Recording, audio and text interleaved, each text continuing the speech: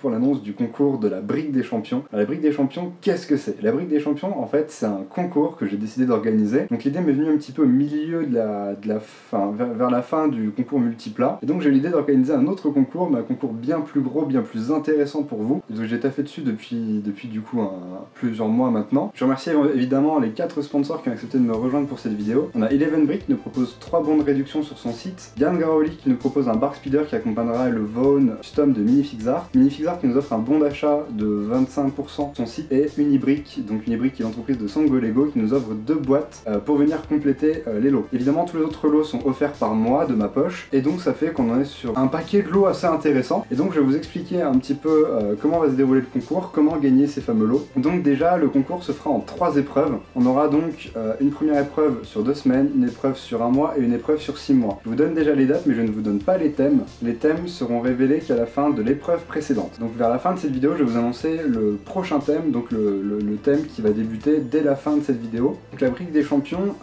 prendra place sur à peu près 8 mois. J'ai pour chaque épreuve un juré en plus de moi, donc il y aura 2 jurés, je serai moi-même juré et il y aura un autre juré que j'aurai sélectionné. Le juré ne sera pas obligé de dire qui il est, c'est-à-dire que si les jurés veulent se manifester, ils ont le droit, mais par principe, je ne dis pas qui sont les jurés. Par contre, à la fin du concours, je révélerai les grilles de notation, donc la mienne et celle du juré, pour vous donner une idée un petit peu de comment est-ce que chacun a jugé, éventuellement s'il y a eu des rééquilibrages, et de vous donner un petit peu un ordre d'idée de un petit peu pourquoi les classements ont cette forme-là. Et l'objectif, ce serait de pouvoir apporter des axes d'amélioration pour chacun à la fin du concours. Donc je peux rien promettre, ça prendrait assez de temps de devoir tout remplir et tout présenter, mais je pense qu'on rendra disponible toutes les grilles pour ceux qui veulent s'y intéresser, avec des remarques qui pourraient être assez intéressantes à la fin du concours. En plus de ça, à la fin de chaque épreuve, je vous proposerai un straw poll où il y aura tous les candidats qui auront participé au concours, et vous aurez l'occasion de pouvoir voter pour vos candidats préférés. Je vous conseille de bien regarder la playlist avant évidemment, et de bien vous faire une idée de pour qui vous voulez voter. Vous ne pourrez voter qu'une fois. Et donc les candidats, en fonction des votes du public, pourront avoir 2 points, 1 point ou 0,1 point supplémentaire, c'est-à-dire que les 3 premiers du straw poll gagneront des points supplémentaires grâce au public. 1 point, ce n'est pas négligeable sur un concours comme celui-ci, je peux vous le dire.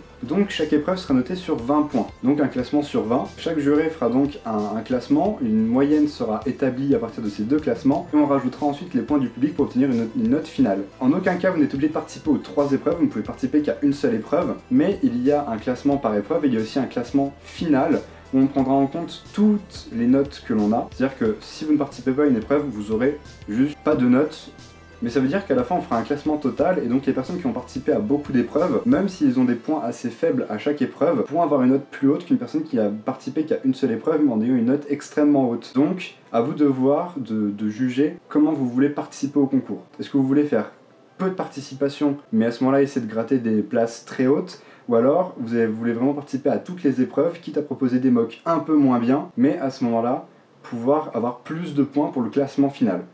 C'est à vous de voir ce qui vous intéresse. Et donc, pour le classement final, on fera une moyenne de toutes les notes qu'on a, en prenant en compte évidemment les notes du public, et à partir de cette moyenne, on obtiendra une note finale qui nous permettra d'établir un dernier classement. Évidemment, pour chaque épreuve, il y a des lots. Pour la première épreuve, il y a un avion Lego City à gagner. Pour la deuxième épreuve, il y a un bon d'achat de 15 € chez Eleven Bricks à gagner. Et pour la troisième épreuve, il y a un Battle Pack du premier ordre à gagner pour la première place. Et pour la deuxième place, il y a un set Lego Movie offert par Unibrick à gagner. Et pour le classement final, on a pour la cinquième place un bon d'achat de 25% sur le site de Minifixart. On a un premier code promo de chez Eleven Bricks pour 5 €. À la troisième place, on a un set Lego Movie 2 offert par Unibrick. À la deuxième place, on a un bon d'achat de 10 € chez Eleven Bricks, et à la première place on a un custom Vaughn de chez Minifixart accompagné d'un Bark Speeder designé par Yann Graoli. Donc des sets assez intéressants, que ce soit pour les épreuves ou pour le classement final. Donc maintenant à vous de voir ce que vous voulez réellement viser. Évidemment tout le règlement est en description, donc n'oubliez pas de lire le règlement, et si quelque chose n'est pas spécifié par le règlement, n'hésitez pas à nous le demander pour être sûr de bien respecter les règles. En même temps que je lance ce concours, pour ceux qui seraient intéressés, il y a un giveaway organisé sur Instagram sur le post lançant le concours. Alors n'hésitez pas à aller faire un tour sur mon Instagram, à aller liker le post et évidemment à laisser un commentaire, car pour participer vous devez laisser un commentaire. Évidemment il n'y a aucun thème imposé pour ce concours, donc vous pouvez présenter le thème que vous voulez, mais il faut juste respecter les critères de chacune des épreuves. Maintenant on va passer à la première épreuve. Alors comme je l'ai dit, vous n'êtes pas obligé de participer à toutes les épreuves, donc vous pouvez très bien sauter cette épreuve qui prendra place sur 2 semaines. 2 semaines, c'est-à-dire à partir du moment où cette vidéo se termine jusqu'à la publication de la prochaine vidéo. C'est un timing très short, mais l'épreuve est très spécifique puisqu'il faut faire une mock en freeform. Si je choisis ce thème sur un temps aussi court, c'est parce que je ne veux pas que vous me fassiez des mocks en freeform qui sont énormes, vous passiez plutôt du temps à faire des petites mocks, mais très détaillées en freeform. Le but, c'est vraiment que faut que ce soit du freeform, donc à vous de voir quel genre de freeform vous voulez faire. Interdit d'avoir une plate en dessous, il faut vraiment faire du freeform, mais vraiment essayer de me faire quelque chose de petit et de très détaillé. Donc le respect de cette règle vous accordera un nombre de points sur le classement. Évidemment, les tables de notation sont inscrites en description pour cette épreuve. Donc voilà, maintenant vous avez 2 semaines pour vous rendre ma mock. Alors pour participer, n'oubliez pas qu'il faut me laisser un commentaire sous cette vidéo pour être ajouté à la playlist. Si vous m'avez rendu votre vidéo mais que vous n'apparaissez pas dans la playlist, n'hésitez pas à m'envoyer un message sur Discord, Instagram ou sous cette vidéo pour me le rappeler. Je vous répondrai, il peut éventuellement y avoir des problèmes. N'oubliez pas que votre vidéo ne doit pas être un contenu pour enfants pour que l'on puisse l'ajouter à une playlist.